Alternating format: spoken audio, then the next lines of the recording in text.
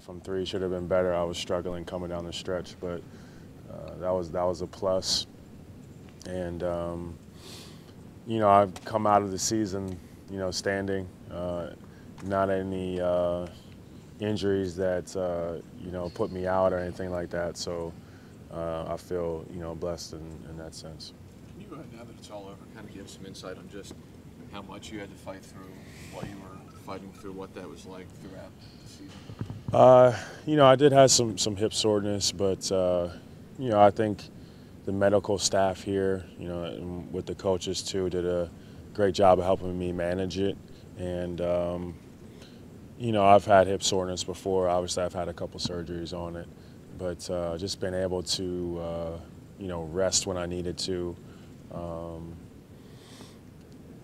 Do some of the therapy stuff that I needed to when I needed to do it.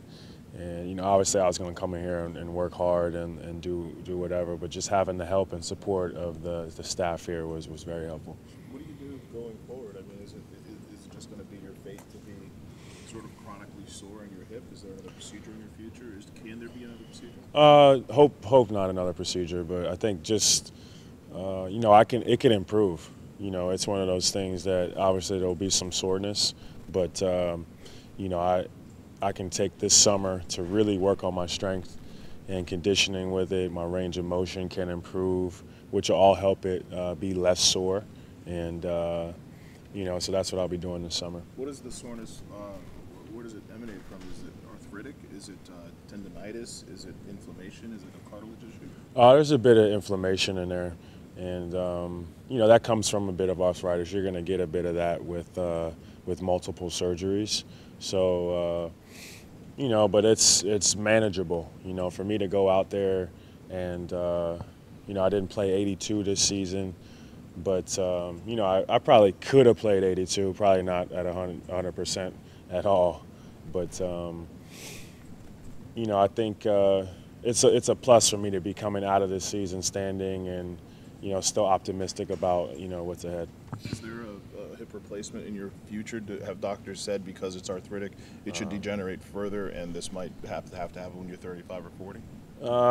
Yeah, there's no real telling, but my guess some point down the road, for sure. But as an athlete, as a basketball player, man, you just kind of grind it out.